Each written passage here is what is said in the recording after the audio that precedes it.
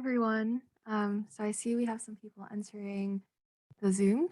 So welcome to our screening of the Voices to End Female Genital Mutilation slash Cutting screening.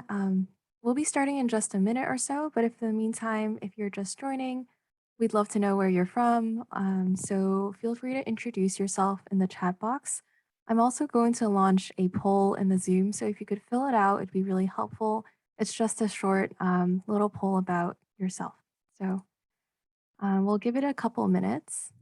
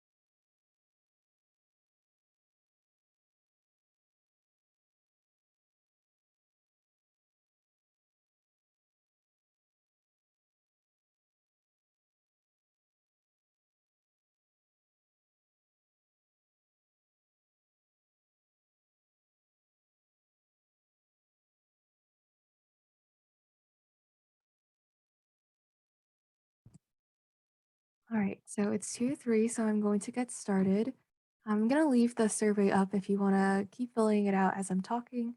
But we're so excited that we have such a great group here today. To introduce myself, my name is Sandra, and I'm one of the program's interns at Sahiyo. And before we start, I wanted to let everyone know that we're also recording this event and sending the slides and recording out after the event. I will be hosting today's screening, and my colleague Maria here will be moderating the panel. Maria, do you want to introduce yourself briefly? Sure. Hi, everybody. My name is Maria. I'm one of the co-founders of Sahiyo and the U.S. Executive Director, and thank you so much for attending this screening. Thanks, Maria. And we also have our colleague Amy Hill today, who will be talking about just digital storytelling's methodology. Do you want to give a brief introduction, Amy? Thanks, Sandra. Hi, everyone. Thank you so much for joining us today. I'm Amy Hill, and I work with StoryCenter. We're a small nonprofit based in California, but working globally. And I co-founded our Silent Speaks program, which really looks at how digital storytelling and various forms of storytelling can support women's health and women's rights globally. So glad to be here. Thanks, Amy. And finally, we have two of the storytellers with us today, Nafisa, who will be staying anonymous and off camera, as well as Lola, who I think has not joined yet, but hopefully she can join sometime soon. And we'll be seeing both of their stories among the 11 stories we're seeing today, and then you have a chance to ask both of them questions towards the end during our Q&A. And lastly, we also have a live captioning option. So if you want to see a live transcript, you can click the button on the bottom of your screen that says live transcript. All right, so to provide some context on today's event, Sayo has been working to end FGMC in Asian and other communities around the world since 2015. And like Amy said, StoryCenter is a US-based organization that specializes in supporting individuals and organizations using storytelling and participatory media for reflection, education, and social change. Both organizations believe that storytelling can play a powerful role in raising awareness. So, the Voices to End FGMC project supports those impacted by FGMC to tell their own stories through their own perspectives and in their own words. And by bringing folks together to share their stories, our project has taken a really important and essential step towards breaking the silence on the global nature of FGMC. So today, like we all know, We will be hosting a screening of the 11 news stories from our most recent cohort of storytellers from our January/February of 2021 virtual digital storytelling workshop. And at the end, you'll have a chance to hear from two of the storytellers themselves if Lula can make it on. All right, so Maria, do you want to just give a brief overview of the project? Yeah, And can I'm we go going to to the end the next? poll. Perfect. Thank you. So thank you so much, Sandra. And hi again, I'm Maria. So we wanted to just give a really quick, brief overview. We're hoping that the majority of this event will be going towards the screening and then hopefully some questions for our panelists. But the overall goal of the project is really to build a cadre of survivors and advocates willing to speak out against female genital mutilation or cutting as a way of looking to shift social norms and supporting communities and advocating for an end to this practice. And just as a reminder that this is a joint digital storytelling project by Sahiyo and StoryCenter. And in 2018, our organizations launched an inaugural digital storytelling workshop that brought together survivors of FGMC living in the United States to surface their personal experiences of FGMC. Since that time, we've actually hosted 4 additional workshops, including 2 virtual workshops. And one of the virtual workshops was actually pre-pandemic. So we had done a pilot and we were able to build on that pilot during the pandemic to host our latest virtual workshop, which was in January, and the stories that you'll be seeing. Overall, we've seen that these stories have elevated the conversation on FGMC in the US and elsewhere and really been shared widely in online distribution, through screening events and media. And just wanted to briefly note that we're actually going to host our next workshop later in, well, it'll be January in 2022.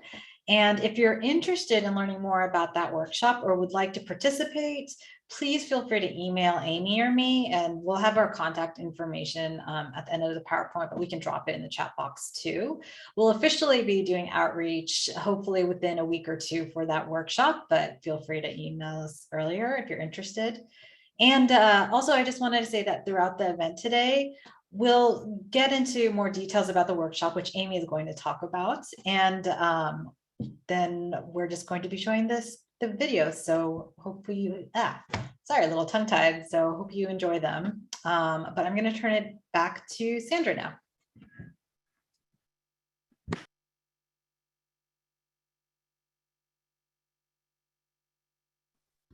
Can you do the next slide, Kate? All right, so thank you, Mario, for that great introduction. We're going to start with Apsa's story as an introduction to what a digital story might look like, and then we'll have Amy actually talk about her work at StoryCenter. So if you want to go ahead.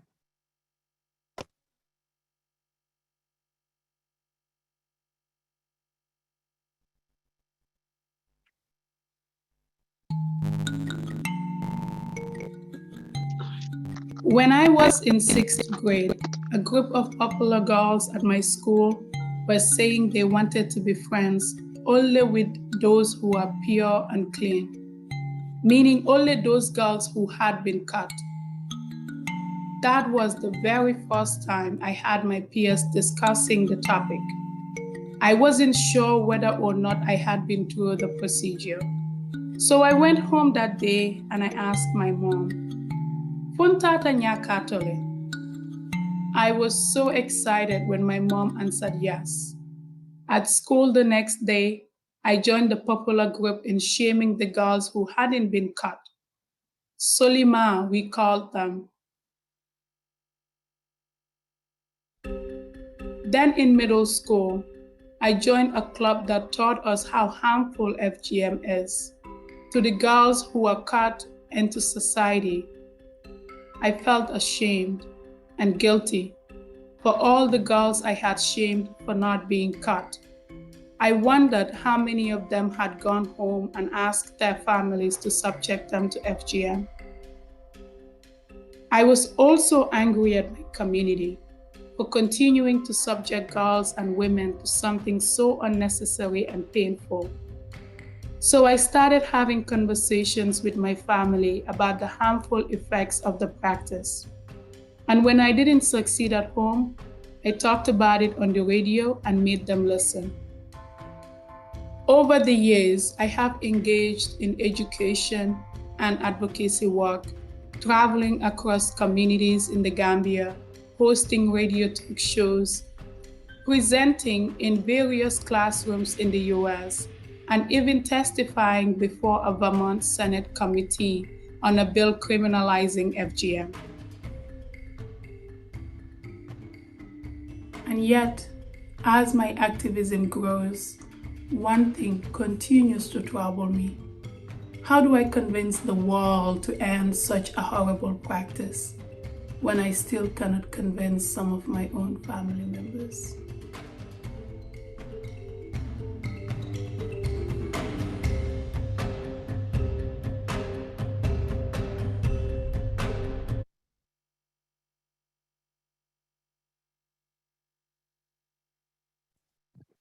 That was a great story, and thank you, Absa, for creating it, even though she isn't here. Can we do the next slide, please? And Amy, if you want to take it away.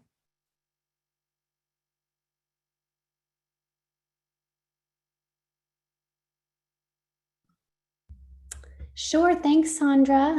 Please, again, feel free to share your responses to the stories as we move through. It's always lovely just to hear people's immediate reactions, and you can do that in the chat box. So I'm going to talk just briefly about our digital storytelling process in terms of why we're using it for Voices to End FGMC and what it's all about. So, of course, many people love stories, and certainly storytelling has become a big buzzword in health and advocacy circles. I want to go over just a few specific reasons for why personal stories can make such a difference in terms of supporting survivors of FGMC and furthering advocacy. So if we can have the first bullet point, please.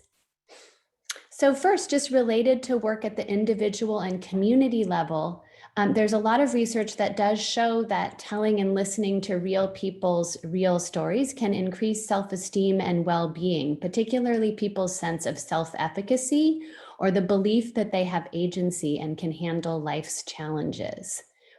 Can we have the second bullet point, please? And then next, obviously, as we just saw, personal stories can bring across information together with perspectives that draw upon people's real experiences in terms of their emotions. And they can prompt reflection on the part of viewers who are then able to connect the stories to their own life situations. And this kind of connection is a starting point for empathy, which then can spur action. Can we have the third bullet point? And then next, story sharing and story listening are also key tools of popular education. People may be familiar with the work of Brazilian educator Paulo Freire, which really underpins most of our work at StoryCenter. And he believed that the development of critical consciousness, which he saw as a precursor to action for social change, must begin with people's close examination of their own experience and its location within a particular social and political and cultural environment. And our digital storytelling approach does this by supporting people in connecting the dots between their lives and the larger structures in which their lives are unfolding. So the approach really can become kind of a springboard for involvement in change efforts. And then can we have the last bullet point? And then finally, for those of you who've been involved in advocacy, either community-based advocacy or policy advocacy, you know that personal stories can be really useful tools for supporting policy education and policy advocacy and enforcement. Okay, I think we can go to the next slide. And I'm just going to talk through how digital stories are created before we get into showing the rest of the stories. So the first bullet point is really looking at the finding your story piece, and or the first little circle there on this slide, that is. And the initial focus of the digital storytelling workshop is on supporting participants in really identifying what personal story it is that they wish to share. And we do this by showing examples of stories that have been made in previous workshops and then going over our core curriculum on the 7 steps of digital storytelling.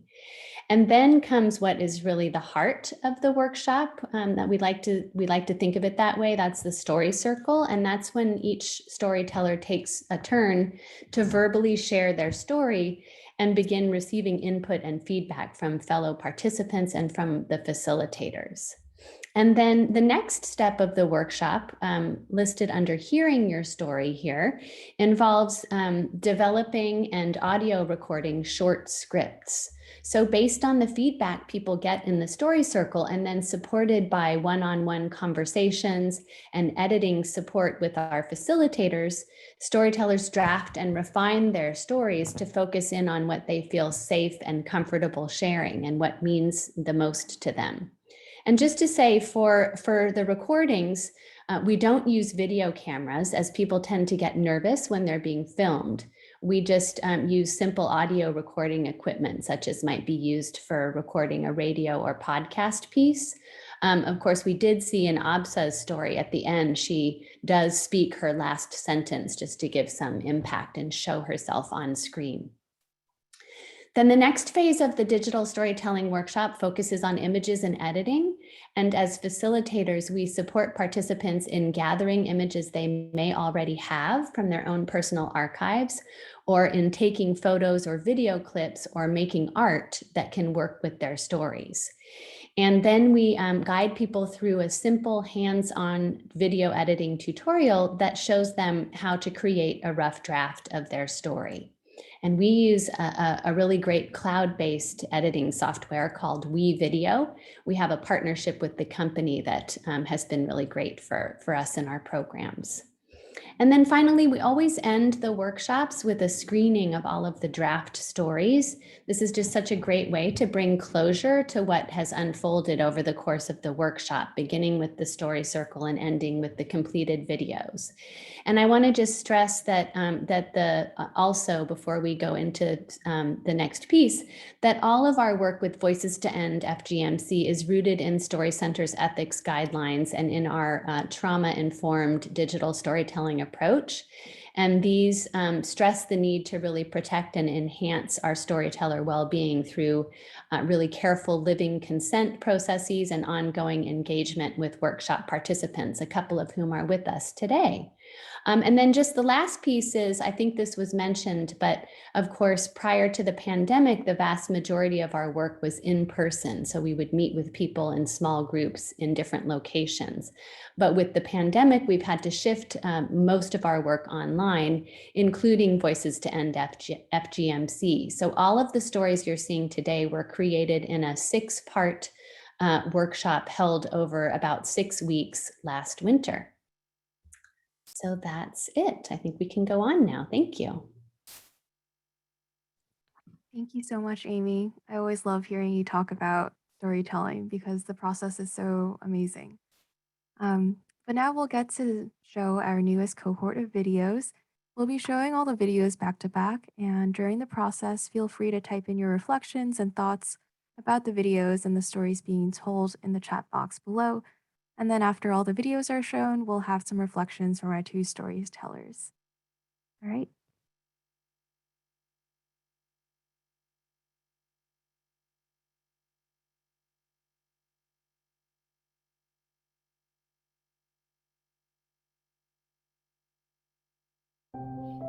I first learned about female genital cutting in a book I was reading when I was 16. My heart was in my throat as I read through every detail, and I immediately knew I wanted to work to end this practice. While I was in high school, whenever I brought up this topic, people said, "What is FGC? I've never heard of that." So that was the response I came to always expect. Then I got to college. I was a sophomore when FGC was actually mentioned in a class I was taking. The teacher asked, "Does anyone know what FGC is?" One student gave a definition, and other students shared their thoughts too. The problem was that there was a lot of misinformation in what they shared. One said it's a necessary religious practice. Another person claimed it's not that harmful if it's just a prick. And FGC is an African practice, so it should be up to them if it continues. Hearing these students who were just like me defending cutting shocked me. Anger, sadness, and confusion boiled up inside me. I held my friend's hand under the table to keep my emotions inside. But I did have to speak up. My friend and I said that FGC is not a religious requirement, it's a human rights violation, and all forms of it are really damaging. But I got the sense that they didn't really hear us. I learned later that the misinformation these students had shared were things they learned from professors at my school. I was really upset that such trusted sources would pass along this kind of incorrect information. These students weren't monsters who wanted little girls to be cut. It's similar to what happens in communities that continue FGC. When people we trust, our family, our community leaders, our teachers, tell us that something is good or important, we feel like we have to believe them. I learned that day that the movement to end FGC needs to include raising awareness among everybody about the harms of this practice. I also learned that it's important to challenge ideas, even when they come from the people we look up to.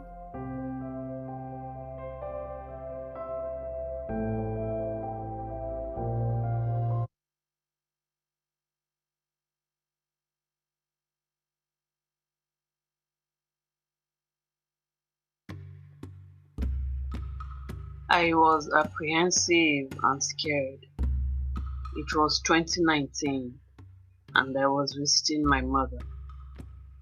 I had decided to ask her why I was caught. She told me that when I was 10 months old, she traveled to visit her in-laws. There, my grandmother told her to take me to a local circumciser. I was stunned. Up until the time I was an undergraduate in the late 90s, I had never heard of female genital mutilation. Then I saw a documentary about it. Watching the screen, my body went rigid. I had never imagined that a part of my genital organs had been cut. I assumed every girl or woman was like me. No one had ever told me that I was caught. I was left feeling empty, incomplete, with many questions, but no one to ask. Now, I had to ask my mother, why? What made you think this was okay? My mother said uncut girls are called lakiributu. They are seen as unclean and promiscuous girls. She told me I would have been unattractive to potential husbands. She said, I allowed you to be cut because I love you. Of course, she also did it in deference to her mother-in-law, based on our norms and traditions. To be cut was seen as a privilege for a girl. Because I am from a royal family, she had to toe the line of tradition, passed down from generation to generation.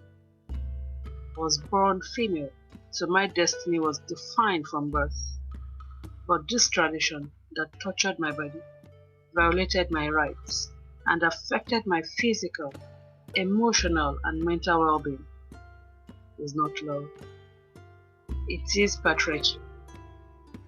I would never get back what was taken from me. They say time heals all wounds. But is that really true?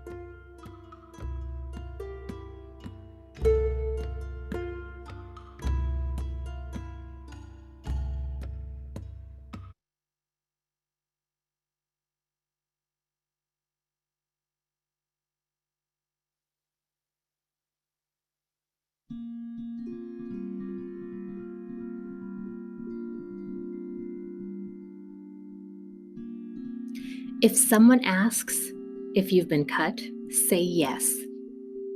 My grandmother said this as we were leaving her house. I was 9 years old, and our family was staying with her in Nairobi for the summer. I didn't know what she was referring to, but I remember her and my mom talking above me about how other girls were having something done for symbolic reasons. When I was older, I realized they were talking about female genital cutting and that I had been spared. I also learned many women in my family had experienced Kutna. They all said it was a painful and awful memory. Then in 2017, I heard about a doctor in Michigan who was arrested for female genital cutting. I was stunned. I'm a physician too. I wondered, how could she cut a little girl and think it was okay? I was also mad at myself for being surprised. I really didn't think it was happening in the US. I heard rumors, but I hadn't believed them. Soon after, I was at an event with women from my community. As I watched my daughter with a group of girls, a few toddlers wandered by. All of a sudden, I felt something like a punch in my gut. I had to get up and walk outside to catch my breath. I thought, it's not just the adult women who've experienced Kutna. How many of these teenagers and young girls were also cut? How many of these babies will be cut? It's hard to understand why the ritual of female genital cutting continues amongst different people that in so many other facets of their lives are thoughtful and kind, and certainly don't intentionally want to harm anyone. Waves of feeling upset still come over me, but I channel them into productive activities, like telling my story. My daughter was not cut, and I want other parents who make the same decision to feel proud, like I do, instead of feeling like it's something they have to hide or lie about. Stopping Kutna doesn't compromise our cultural values. It shows the love and respect we have for our girls.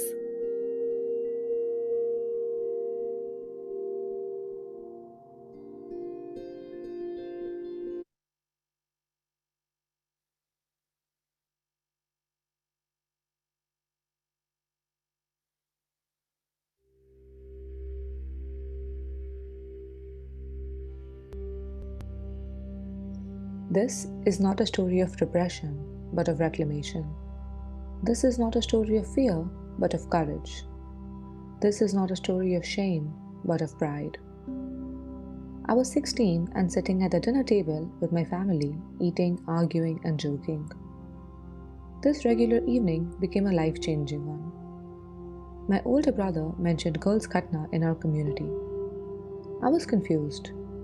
I looked at my parents and asked, "What do you mean, girls' Kutna?"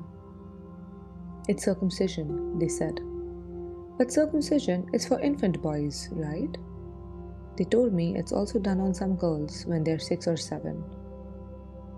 I was astounded. "Have I been cut?" I asked. "No, you would have known if you were." I found out that my parents had lied to their parents and other relatives, telling them I had been taken to a doctor from our community to be cut. The very next day, I googled cutting. The internet called it female genital mutilation, or FGM.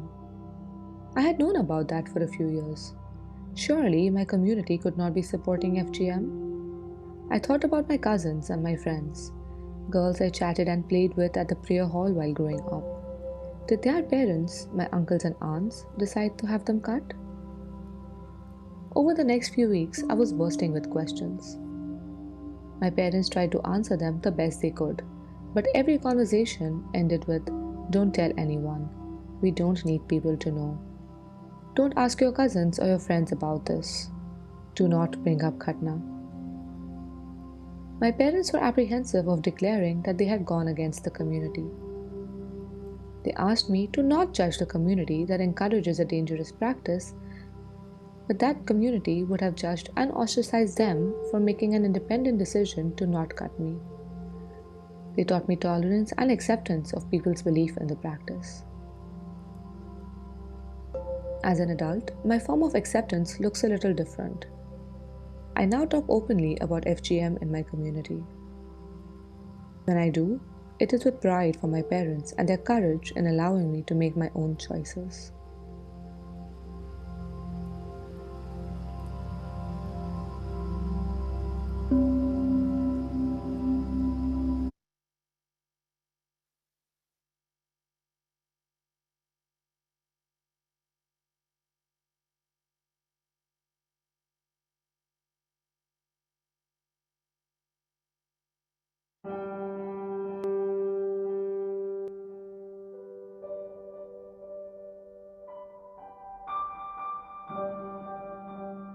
I was an international human rights fellow working to end child marriage in Massachusetts and learned of linkages between child marriage and female genital mutilation. Following the judgment, many articles and quotes citing advocates were published, but only one stood out, by an advocate from Massachusetts. I reached out to her and we planned to meet. As I walked into the cafe, the aroma of coffee and the sound of steam from the machines could be heard, as well as mixed chatter all around. There, waiting for me, my supervisor, and two other colleagues was a young woman. Following introductions, she started speaking about FGMC. She shared her own experience, and as she spoke, everything went silent around me. My hands felt cold, and a sinking feeling developed in my stomach. I no longer saw the young woman in front of me. Instead, I saw a 7-year-old girl in white clinging to her mother's dress in a dark hallway. No one was there to protect her. When I expressed my sorrow to her, she said, "I'm fine. It was a long time ago." I had no idea I'd be hearing her story that day, but I knew I was meant to hear it. I could have easily said thank you for your time and left. After all, it was not within the scope of the human rights project I was working on at the time. Instead, I chose to educate myself and listen to survivors. Now, years later, I continue to grow and learn how to be a better advocate for children at risk everywhere. Like the tree which grows from bottom up, one conversation ignited my passion to join this movement, and I was not about to stop.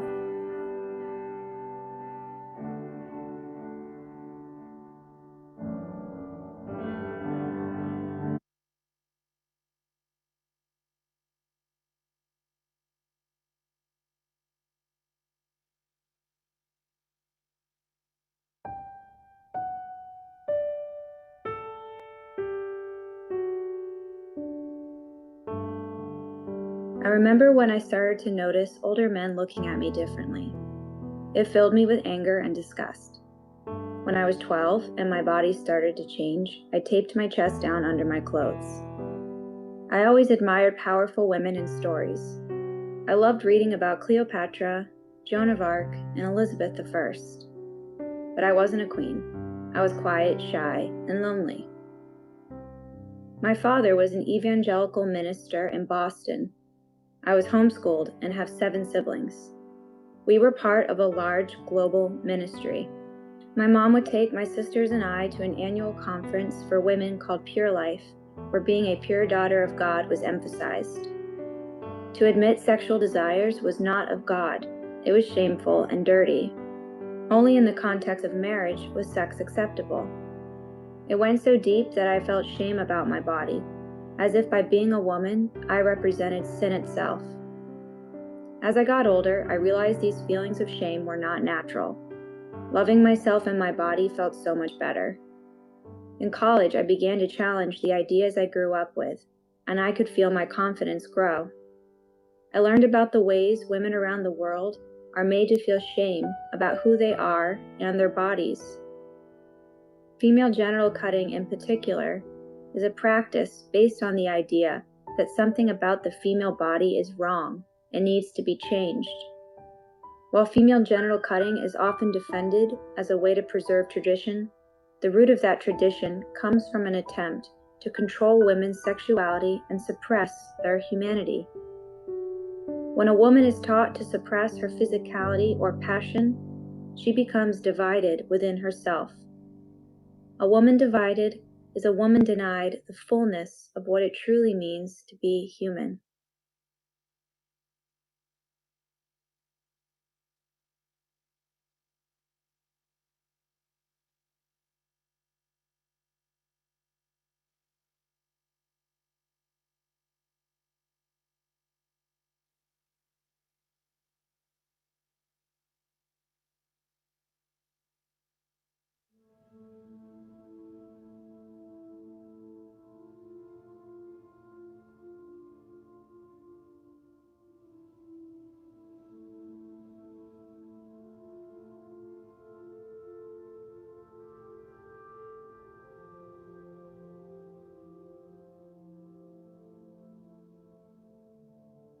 أحيانا بتراودني كوابيس إن أنا لسه في مصر.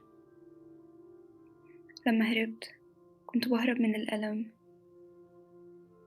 من عنف تشويه الأعضاء التناسلية، من عنف الاضطهاد السياسي، وعنف الفضاء العام المعادي. أنا اتولدت في الجزء الشمالي من دلتا النيل.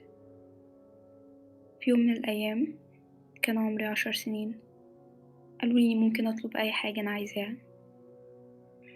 كنت بحب كرتون اسمه الفتيات الخارقات، في العادة ما كانش مسموح لي إن أنا أشوفه، لكن ماما قالت لي أنتي ممكن تشوفيه النهاردة. في بيت صاحبتي شيماء كان في راجل، قالولي إنه طبيب، اداني 3 حقن وبعدها قطع جزء من جسمي. ده كان حدث ختان جماعي، كان فيه صراخ كتير. مش فاكرة كتير عن اليوم ده، بس أنا بقيت مشوهة. ده لسه بيسبب لي مشاكل لحد النهاردة. أنا بحب أحس بالعاطفة، مش أي حاجة تانية. القانون في مصر بيحظر ختان الإناث، لكن الدكاترة بيخترعوا أعذار إنهم يعملوا ده، سواء بحاجة الدين أو رغبة في المال. الدايات كمان بيعملوا ده كمصدر للدخل، وهم فخورين. واحدة منهم قالت لي أنا بساعد البنات إنهم يحافظوا على شرفهم، كمان بوفر لهم فرصة أحسن للجواز. من سنين قررت إن أنا أغادر البلد. اتصلت بمهربين بيساعدوا الناس عشان يسافروا للسودان.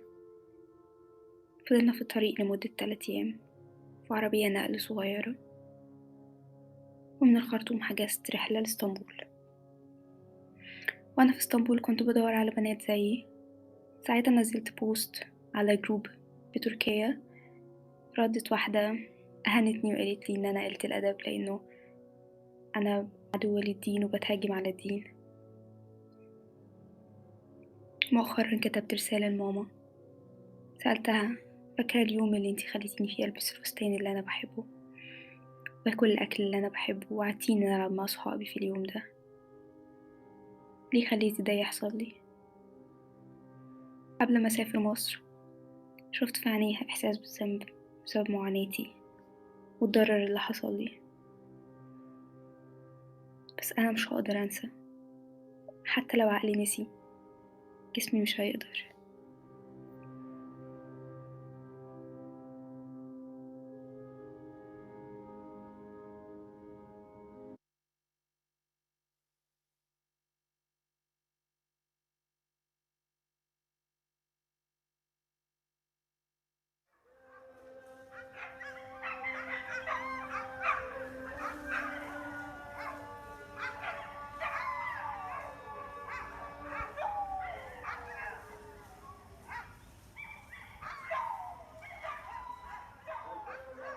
Some say that the dogs howl because they can see the shaitan. What has he come for? What do the dogs know and see at this pivotal hour of the day that we humans don't? What secrets do they hold? Whose side are they on?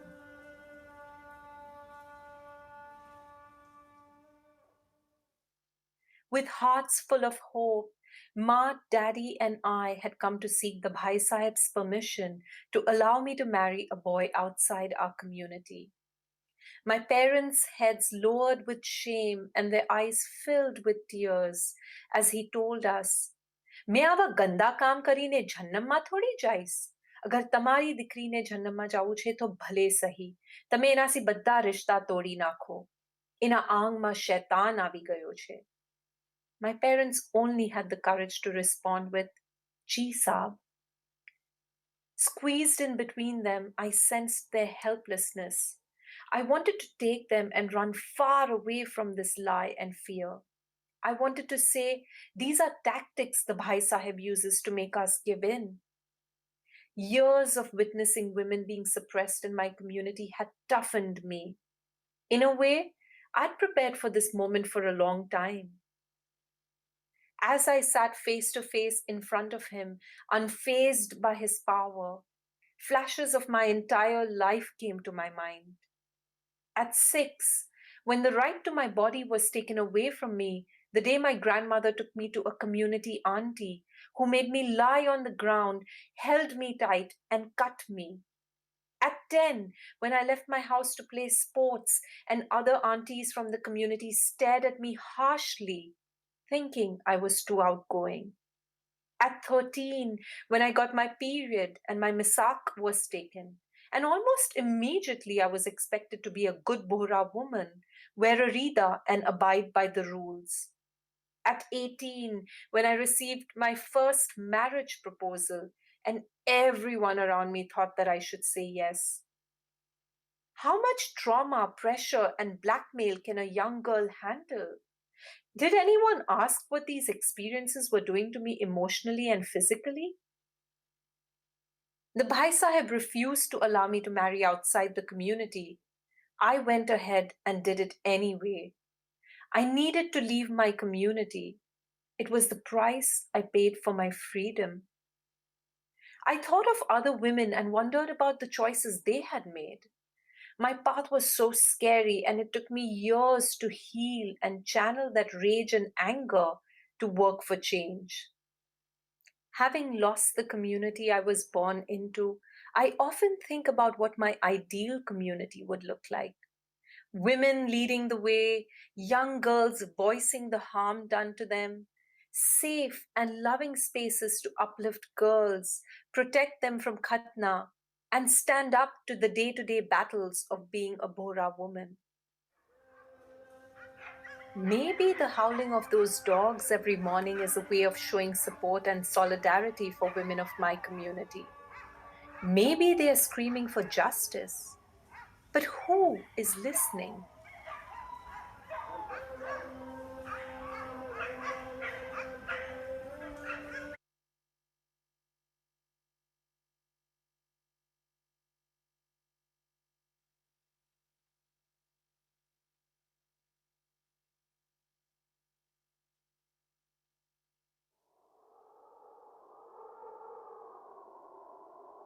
I have flashbulb memories.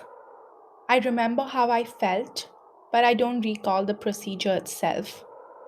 I was taken to a clinic. I remember its disinfected smell and its whitewashed facade. Mostly, I remember deeply unsettling feeling in my stomach that something was not right. Afterwards, I was given an ice cream for being brave. Over my teenage years, I shoved what happened to me that day to the back of my mind. I am a really chatty person. You could even call me an oversharer when it comes to my best friend Feroz. I mean, I would launch into detailed descriptions of what I was wearing to a party or the latest doodling on my notebook. But I never chatted about Khatna. It didn't feel right to talk about it. Sometimes it doesn't even feel right now.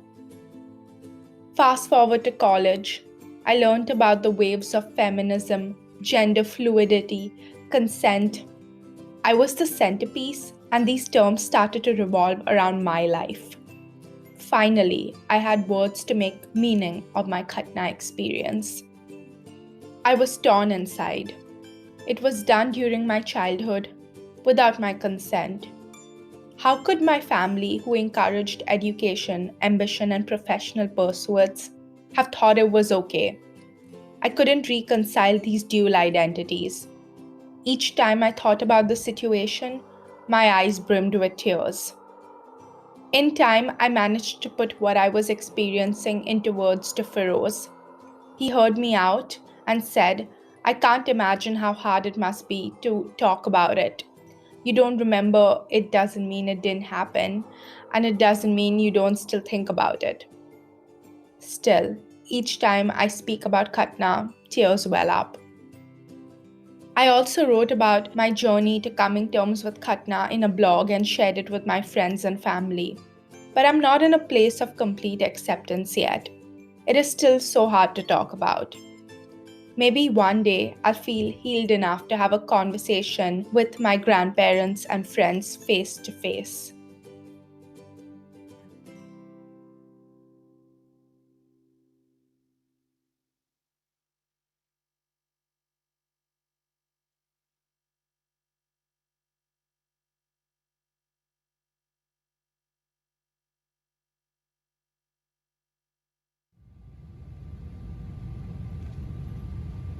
It's pitch dark. I'm on a night bus, alone and wide awake. I look out of the window as the lights from fast cars go flashing by. My mind races too. This is 2011. I've set out to make a documentary about female genital cutting or khatna in India. Outside of a magazine article and an old research abstract, no material exists on the subject anywhere. I'm unsure how I will be received by the people I'm traveling across cities to meet, or whether they will speak openly about this silenced issue. 2 years later, I'm standing next to the president of my country. My documentary, shot using anonymous narratives from 5 cities in India, won the national award. Everything is great, except I don't feel it. Instead, I'm desperate to one day show the believing eyes of the mother who feels khatna is done for a good reason. Her beliefs go against all of mine, but they tell me a lot about why female khatna continues.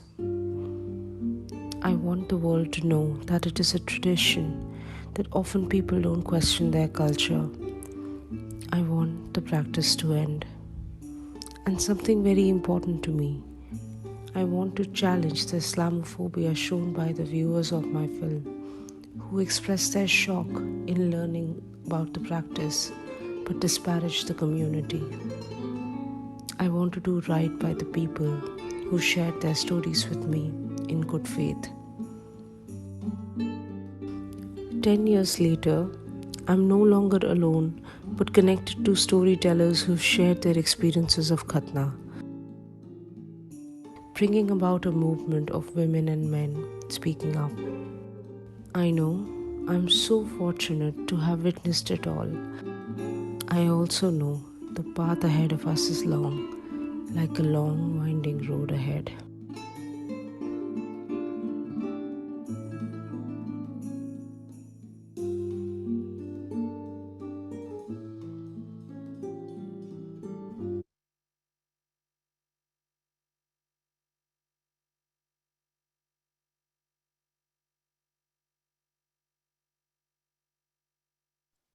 Thank you all. And those are our newest videos. They are all quite powerful, and thank you all for responding in the chat with your thoughts. Please do continue to share your reflections in the chat box as we move to the Q&A portion. And with that, I will hand it over to Mario to take the lead on this part. Thank you again. Great. Thank you so much, Sandra, and thank you to all the storytellers again. Before we go to our Q&A section, I just want to take a moment to recognize again that these stories are quite powerful, but they're also heavy. And we are all glad that you are here and you are watching and listening to them, but also just want to recognize that if they have brought up emotions or feelings for you, please do take some time to take care of yourself as well. And with that, also, I'm going to transition to the Q&A, and I want to thank Lola and Nafisa for joining us today. Lola, please feel free to turn your video on if you would like. And Nafisa, I know that you would prefer to have your video off, and we're completely understanding of that as well, too. So Lola and Nafisa, thank you both again for joining us. And for my first question, I wanted to ask you both if you could describe what the storytelling process was like for you, particularly since you were a virtual workshop participant as well. And maybe Lola, we'll have you go first. And Lola, I'm so glad to have you with us too. It's a pleasure to be here. And thank you, Miss Angela. It's good to see you. Lola, ooh. Yeah. Okay, so No. the storytelling process, right? What it was like for me.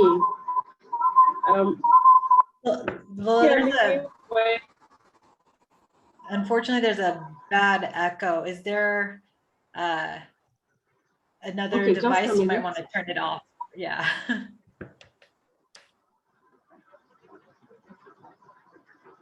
Okay. So the storytelling workshop was a really interesting period for me because it helped me to put all my emotions in a context and make me understand the impact of what I went through. We need to first of all understand what storytelling is. It is a process of using facts and narrative to communicate something really powerful to people, so they understand in an entertaining way what the story you're trying to pass across. So Sahiyo's stories are all factual. I need to put that out. None of them is fiction. They're all factual and they're based on real life experiences of what people went through. And initially when it started, I was skeptical and nervous, but as Amy explained, they took us through the process. The workshop takes you through a process. You have to write down your own story, you have to record your own story, you have to bring your own pictures, and then everything all comes together, So it's like your whole life, you have to talk about your whole life in maybe just less than 3 minutes.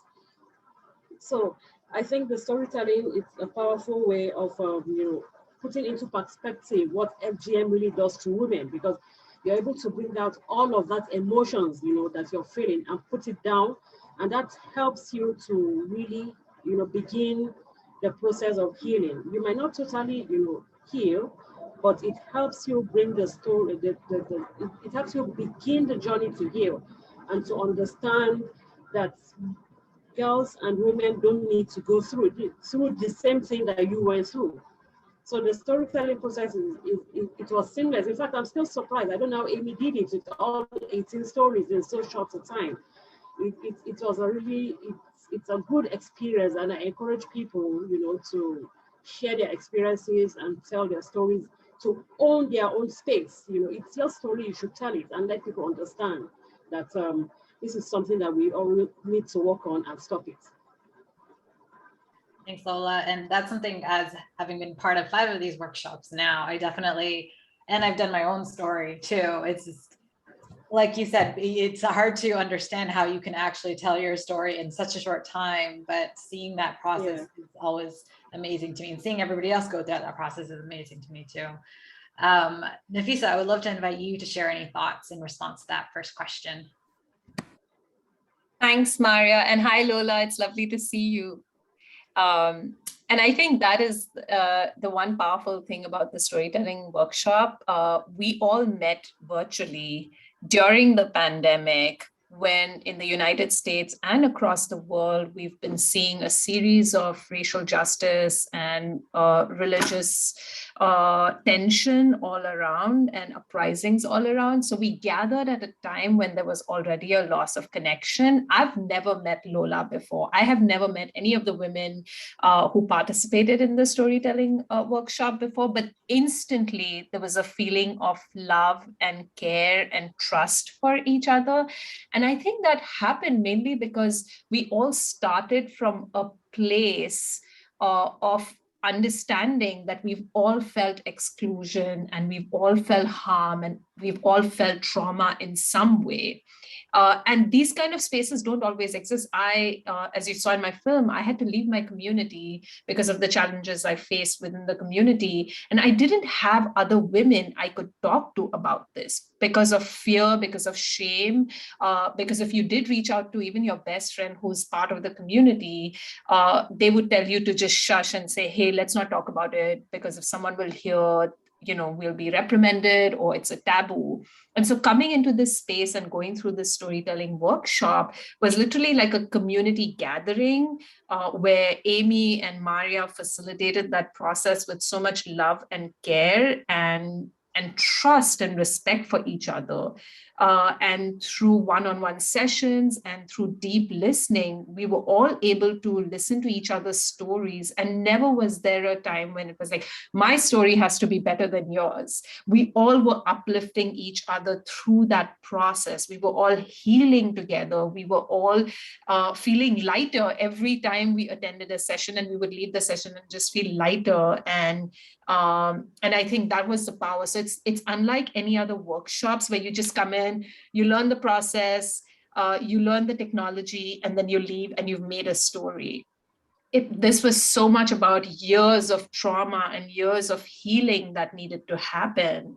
And I'm just amazed at how it was all virtual and we were able to still come together and build that powerful relationship.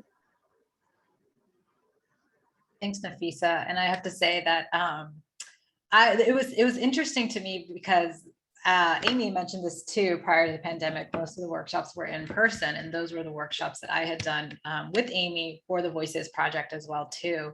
To see that translated to this virtual atmosphere where that sense of community could still happen was amazing to see, and really spoke to the need of storytelling even in this virtual world and how that can help with the healing process, or at least introduce you to it potentially. And this idea of breaking isolation so that you're not the only one feeling like you've gone through certain experiences. So I wanted to just ask, you both really talked about the workshop experience, the storytelling experience too. Would you mind speaking maybe a little bit about why you chose to tell this particular story you told? Since part of the workshop is that you do create your own story. So Amy had mentioned this, but we start off with the story circle, and people are able to talk about what their thoughts are, what they want to share, and then they end up drilling down to a specific element of their story they want to tell. Would either one of you be willing to talk a little bit about that?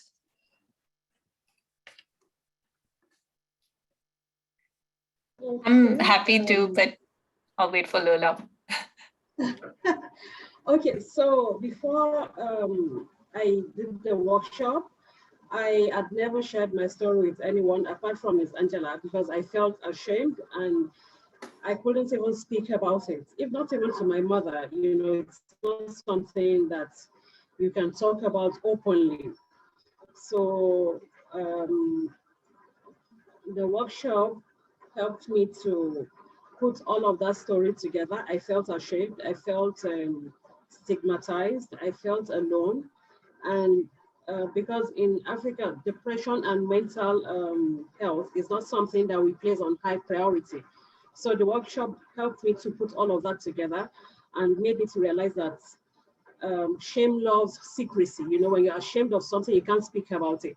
So the workshop helped me to, bring out that shame and made me to realize that, look, it's nothing to be ashamed of. It's not something that I chose. It was something that was done to me when I was a baby. And sharing my shame can make a difference. You understand? As in, because you own that story and you're able to tell the story. So you're no longer ashamed. It's not something that was my fault. So that's part of what the impact the workshop had on me. And then it also made me to better understand what FGM survivors go through. When you put yourself out in the open, people are able to put a face to the FGM story. It's such a big deal in the Western world, but here, people see it as something normal. That's why should you make a fuss about it? Why should we talk about FGM? It's what you need to do. Everybody does it. So why are you making a big deal about it? But it made me to realize that, look, FGM is a big deal. It's not something that we should do to girls or to women. It's something we need to stop. So the workshop made me to realize that, and that's part of the impact that it had on me. It also made me to deal with my pain, with self-denial, with regrets, and finally I came to accept.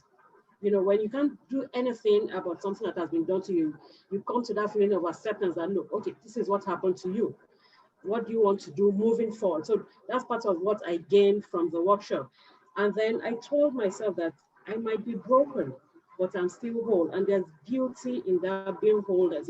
When you have a wound that cannot heal, I mean, it's okay for you to have that wound, but you see the beauty in you. So I told myself, and that's part of what I gained from, attending the workshop, because we met these women who were all, who have maybe been bruised or biased or, battered and all of that. And we shared that same vision. So the workshop made me to realize that. And then I told myself that, look, I might not have control over how people think or what they do, but I have control over my own choices. And I choose to tell my story to inspire other people to make a change and to make a difference. So that's what one of the impacts that the workshop had on me. I'm able to tell my story openly now. If you ask me, have you been circumcised? I will tell you yes. Before I get a bit frigid, talking about it. But now, even my kids at home, we talk about FGM and how FGM is bad. I made it a point of duty to tell myself it's something I need to do. And, the workshop helped me to do that. And I really must thank Amy and Maria. You're doing a very good job. It's not every day you see people who hold your hands and, walk you through the process of healing. Because for FGM survivors, it's not just the physical aspect that we go through. There's also the mental aspect, the aspect where nobody sees and there's nobody to talk to. So the workshop helped me to do that. Well, thank you for agreeing to be in that workshop with us and trusting us enough to take you through that process. Honestly, it's a very courageous act of sharing your story. And I'm so glad to hear that it had such a profound impact on you as well. And also, I just wanted to mention, bringing up that shame and silence, that's so true in terms of what many of the workshop participants shared in various ways too, and why I think it made it such a powerful experience. And I know Nafisa talked about that a little as well. Nafisa, would you like to add on to this question, or also a little bit about why you chose to tell the specific story the way you told it? Yeah, I love what Lola shared about how it's not just the physical, it's the emotional and the mental aspect of this journey and this work that is addressed through the process of storytelling. And I've been thinking about the story that I shared. So the one that I brought to the world, if I can put it that way, was not just about Khatna, but about the journey that a woman goes through at various stages of your life, the challenges that you face within your community. And I wanted to really bring attention to the male-dominated religious systems that we grew up in, and the patriarchy that makes the decisions for our body and our lives. And in the community that I grew up in, we have a male leader, and the male leader decides and what is good for the community and what is good for the women of the community. And till we don't address that patriarchy and who is making the decisions and who holds that power and how that transfer of power needs to happen, this work is going to continue to be difficult, right? And so I think a big part of what I would love to see from these stories is having more allies, male allies within the community. It takes so much courage and so much energy for women to tell their stories. But I want to see more men in these screenings and in these webinars to attend and listen deeply, and then find ways to support and uplift the voices of women who are sharing their stories and their experiences. So that's really the hope. And then there's one other thought that I had while watching Priya's film, and she brings up this very nuanced challenge of Islamophobia. I think that is really important to address, because when we came together in this circle, there was an understanding that yes, there are challenges within our community, but that doesn't make us hate our community. It's one aspect of the community that we want to fight and challenge. And so being in this community, in the storytelling process, we were able to share freely because we knew that we had to fight FGM, but not the culture or the community as a whole. But it's harder to talk to women who haven't experienced this, or men who haven't experienced this, or who haven't grown up in those communities, because there's this feeling of, oh, I'm going to talk to them about Khatna and they're going to think that all Muslims are bad. And this anti-Muslim sentiment is really hard to address. And so balancing that is hard. And I feel like being in this circle allowed us to understand how to navigate that as well. Thanks, Nafisa. And that is something that comes up over and over again. And part of the reason why we do the Voices Project also is to help highlight the complexity of this issue, and also recognition with the intersecting forms of oppression as well that occur as we are working to end and prevent future girls from undergoing FGMC2. But you can't put this issue in its own silo. It is intersecting with other ones. So I'm glad you brought that up and pointed to Priya's film as well. So we have about 10 minutes left, and I do want to ask just a couple questions, and then if we have time, perhaps we could ask the audience if they have any questions. If you do, please put it in the question and answer chat box. But what has it been like to see your Voices video being released? And Lola, your video has actually been released, and for everyone, we've released about, I think, 5 of the videos at this point, and so they're being released 1 week at a time. Nafisa, your video has not yet been released, so you'll see it. And I see that our background just changed as well. But I'm actually wondering if we can go back to the other background. Just, it might be a little bit easier to view from this one. Thanks. Although that was a lovely virtual conference area. But Lola, your video has been released. Would you care to share what it's been like? It's been released only for a couple of weeks, so I know that it's still very new. It's still kind of, I get this eerie feeling, you know, watching. Even when I was watching it now, I was wondering, really, this video is out there? I still, to be honest, I still feel kind of like a part of, like I put out a part of me for the world to see. So I really don't know how I feel. I'm just waiting for people to watch, and then I get the reaction, and I'll try and see if I can do some screening when we're marking the International Day of the Girl Child in October in schools, and then I'll see how that works out. You know, I don't know.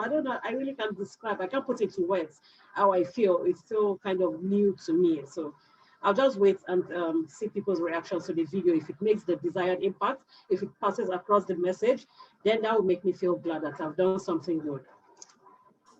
And that's completely understandable. It is, I know the first time I had my story came out, I didn't know how I was feeling exactly either.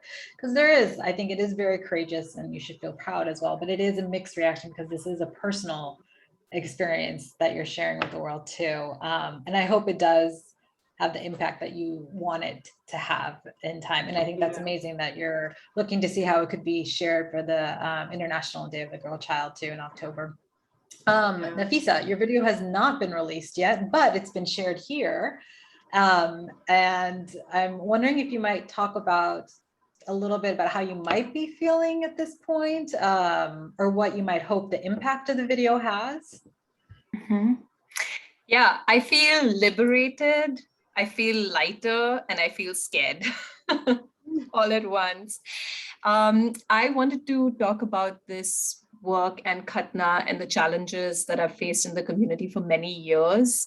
I first thought about telling my story like 13 or 14 years ago, but didn't have the kind of support and community that I felt would make me feel safe. And I've been volunteering with Sahiyo for a few years now, and I've been an anonymous volunteer. And often I've felt powerless because in the world that we live in, anonymity, when you're anonymous and you feel like your voice is taken away, you don't have an identity. But I think sharing my story has allowed me to have a voice, has created a space for me. It's put the power back in my hands. And so I'm just really looking forward to sharing my film and everyone else's film to create a space for dialogue and discussion, for people to ask, like, why have you stayed anonymous? Because that in itself is a statement. I've stayed anonymous because there's threat and fear of what would happen to me and my family by those who are the decision makers, by those who hold power in the community. And so I just hope that it creates more spaces for dialogue and discussion, and for people to understand the many layers of complexity that exists with Khatna, but also with just women's lives in these communities where so much of it is suppressed and so much of it is a taboo. Thank you, Nafisa. So we only have a few minutes left. I was looking at some of the questions in the Q&A, and I'm wondering if I can group them more. And I'm so sorry we can't get to all of your questions, but we might take a look and try to see if we can answer them after the webinar and perhaps do an email of some sort. But Lola and Nafisa, there were questions around just in general about FGC, around what age it's done, impacts it can have.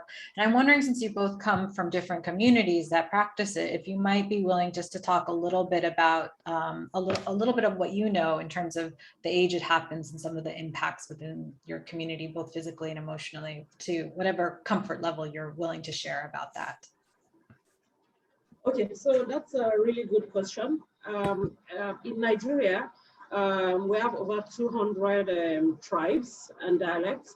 And I come from the southern part of Nigeria, but I was born in the north. And in the south, FGM is done on babies when they are about 8 days old. So FGM is done on babies when they are about 8 days old. So mine was done when I spoke to my mother, she told me mine was done when I was about 10 months old. And my younger sisters were cut when they were about 6 months old. But in the southern part of Nigeria, FGM is done on young girls when, as a rite of passage before they get married. In fact, the girls willingly volunteer themselves to be cut, because it's only cut girls that men would marry. So the girls willingly, they actually come out and say, oh, they want to be cut so they can get young men to marry them. So FGM is done on girls in the south, maybe when they're like 10 years old, 18 years old. And then in some parts, if the woman is not cut and she gets married, when she's about to have a baby, she will be cut. And this is by a local circumciser, it's not done in the hospital. So you can imagine the trauma. She's pregnant and then she is cut just before she goes into labor, no anesthesia, nothing. In the northern parts of Nigeria, FGM is also done on babies, baby when they're about 8 days old, when they are doing the naming. Usually they do it, in the Muslim culture, they do it, we call it threefold. They shave the hair, they cut the baby, and then they do the naming. They name the child, you understand? So it depends on the region or the part of Nigeria where you come from. That determines the age of the baby when FGM is done. Thank you. Nafisa, would you be willing to talk just briefly about? So the FGM practice, Khatna practice in India, is performed on girls at the age of 6 or 7. And I'm just amazed and shocked at how, even though it happens at such a young age, every woman that I've spoken to in my community remembers very, very clearly when it happened, how it happened, and just all the details. So any sharing that we've done, it's shocking to me. Like, I remember when it was done and how it was done. And often if you have cousins of the same age, girl cousins of the same age, the aunties in the community will get those girls together and do it in a community setting, like a group setting. So I remember doing it. My 2 cousins and I were taken together by my grandmother to get it done. And because it's considered so ceremonial and auspicious, you come back and, there's food and there's some dessert or some ice cream or something that is given as a treat to the family. And you don't really know what has happened to you. You just think of it as a process till you grow older and you start understanding what's happened to you and why it's happened to you. But many of them don't even ask that question. But I just want to, say it again, like, it's just crazy to me that at the age of 6 or 7, this happens to you, and years later, whether you're 40 or 50, you can remember it so clearly. And that's how traumatic of an experience it is, and how scarred a woman can feel, right? Thank you. And I do want to mention that we also know stories of women who have not remembered it. And that's another way trauma works in the brain too, is actually to block off processes. But I think both Nafisa and Lola are really highlighting that this varies from community to community, from woman to woman as well too, from girl to girl in particular. So we are actually out of time. I do want to thank Nafisa and Lola and all the storytellers again who have shared their stories with us. Amy, thank you. Sandra, thank you for moderating, and Kate, who's been behind the scenes, for sharing slides. If we are able to just put on that last slide, which is our contact info. Yeah, there, that's perfect. Thank you. Thank you everybody for attending the webinar. If you do want to find out more information about the Voices Project, we have some links on the screen. Also, if you would like to contact Amy or myself, our email addresses are also on the screen. We will be sending out a recording to everybody who has registered along with this PowerPoint. So you will be able to have it as a resource too. But again, feel free to contact us. Thank you, everybody. And we hope to hear from you. Bye, everyone.